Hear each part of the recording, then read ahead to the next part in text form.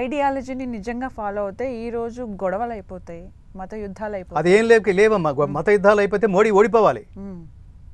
రెండోసారి మూడోసారి కూడా ఎందుకు అవుతాడు అతను? ముస్లింలు ఓట్లు వేశారు అతనికి. మోడీ ఎలాంటి వాడంటే ఛత్రపతి శివాజీ లాంటి వాడు. ఛత్రపతి శివాజీ సైన్యంలో 60% ముస్లింలే ఉన్నారు.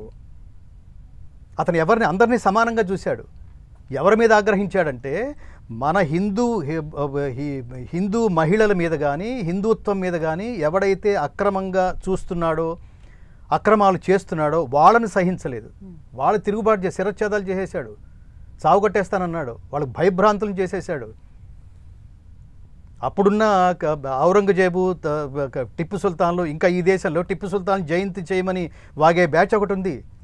మతాలను కన్వర్ట్ చేసే నీ మతం మార్చుకుంటానని చెప్పు, నీ ప్రాణభిక్ష పెడతానన్నాడు. ఆ చావా సినిమా చూడండి ఒకసారి. అంటే సినిమాలు తీస్తే కానీ తెలుసుకోలేని పరిస్థితిలో ఎందుకున్నాం మనం? అంతే తల్లిదండ్రులు అంతే ఖచ్చితంగా. తల్లిదండ్రులు చాలా గొప్ప ప్రశ్న ఇది. ఇక్కడ చెప్పాల్సింది తల్లిదండ్రులు పిల్లలతో వాళ్ళ విలువైన సమయాన్ని అంతకంటే విలువైన బిడ్డల కోసం కేటాయించట్లా. మెకానికల్గా బతికేస్తున్నారు తల్లిదండ్రులు. ఈ దేశం గొప్పతనం చెప్పాలి, నీ ఎక్స్పీరియన్స్ ఏంటో చెప్పాలి, నువ్వు చదువుకున్న పుస్తకాల్లో నువ్వు ఏదైతే ఇన్స్పైర్ అయ్యావో అవి నువ్వు పిల్లలతో షేర్ చేసుకోవాలి. జరుగుతోంది అది.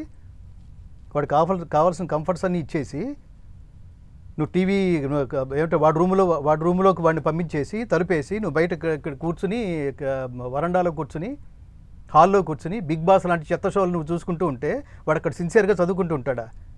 అసలు నీ ఐడియాలజీ ఏమిటి? నీ ఐడియాలజీ ఏమిటో పిల్లలకి తెలియద్దు. నాన్న ఐడియాలజీ ఇది, అమ్మ ఐడియాలజీ ఇది, నాన్న సంస్కారం అమ్మ సంస్కారం ఇది. దానికి భిన్నంగా నేను ప్రవర్తిస్తే నాన్న బాధపడతాడు, అమ్మ బాధపడుతుంది. దానికి తదనుగుణంగా నేను ప్రవర్తిస్తే నాన్న ఆనందిస్తాడు, అమ్మ ఆనందిస్తుంది అనే ఐడియాలజీని మీరు ఏమైనా ట్రాన్స్ఫర్ చేస్తున్నారా? ఓన్లీ డబ్బు మాత్రమే ఇస్తున్నారా? ఆలోచించండి. డబ్బు మాత్రమే ఇస్తున్నారు. నేను నా పిల్లలకి అలా ఇవ్వలా. నా పిల్లలకి రామాయణ భారతాలు సంక్షిప్తంగా పఠన పారాయణాలు చేసి మా అబ్బాయిని అమెరికా పంపిస్తున్నప్పుడు వాడు ఎంఎస్ నేను చేసి వస్తానంటే స్థితప్రజ్ఞత ఏంటో వాడికి తెలియాలంటే వాడికి తెలియాలి, రాముడు స్టోరీ తెలియాలి. ఓ అంత కష్టం ఉన్న మామూలు వాడు కష్టం ఉంటే ఆత్మహత్య చేసుకుంటాడు. రాముడు ఏం చేయాలండి?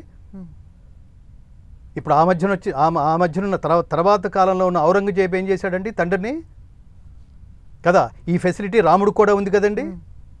నాన్నని ఏమైనా చేసేసి కదా. నేను తెల్లారితే నేను పట్టాభిషేకం జరగాల్సిన నాకు, రాజును కావాల్సిన నన్ను అడవికి పంపిస్తావా? వేసేస్తా అనొచ్చు కదా అన్నాడు. ఇది కదా దేశం. ఆయన కదా రాముడు, అందుకు కదా రామయ్య తండ్రి, అందుకు కదా సీతమ్మ తల్లి. ఈయన చేసుకుని నేనేం బాగుపడ్డాను, ఆ బెజవాడ సంబంధం చేసుకున్నా నా జీవితం సుఖంగా ఉండేది అనుకుంది ఆవిడ. ఒక్క నిమిషం. భర్త ఎక్కడుంటే భార్యకి అదే స్వర్గం, సుఖం, సంతోషం, ధర్మం. నేను కూడా నీతో వస్తా. ఆ వస్తానన్నది ఎక్కడికి? ఇది పక్క స్ట్రీట్కి కాదు, పక్క ఊరికి కాదు, ఊటీకి కొడైకెనాల్కి కాదు. అది వనవాసం పేరుతో క్రూర మృగాలు సంచరించే ప్లేస్లో. ఎక్కడ పడుకుంటారు? రాళ్ల మీద. అంటే ధర్మ మార్గంలో వెళ్ళే వాళ్ళకి దుఃఖం కూడా సంతోషంగా తోస్తుంది. ఎన్ని దారుణాలైనా మీరు వాటిని పరీక్షలాగా ఎదుర్కొని అమితానందం అనుభవిస్తారు. ధర్మాచరణలో ఉండే ఫెసిలిటీ అది. ధర్మాచరణలో ఉండే దానికి ఫలితం అంత అమేయంగా ఉంటుంది. అందుకని నేను ఎందుకు చెప్తున్నానంటే నా బిడ్డలకి చెప్తున్నాను కదా, ఓహో భీష్ముడు ఇలాంటి వాడా, భీష్మ ప్రతిజ్ఞ అందుకొచ్చిందా, శివకేశవులకు భేదం లేదా, విష్ణువు శివుడు కేశవుడు విష్ణువు శివుడు ఇద్దరు ఒకటేనా? మరి ఈ రోజుల్లో ఇలా మాట్లాడుతున్నారేమిటి? మహాభారతం చదివితే అర్థమవుతుంది. వీడు అసలు దేవతలకి కనెక్ట్ అవ్వడం ఏమిటి, అక్కడి నుంచి పాశుపతాస్త్రం ఏమిటి, ఇది ముందే కృష్ణుడు తెలుసుకున్నాడా?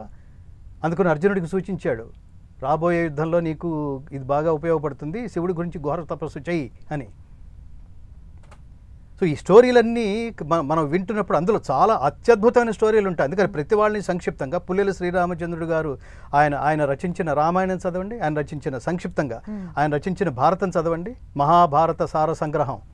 ఎంత అమేయమైన ఆనందం కలుగుతుంది.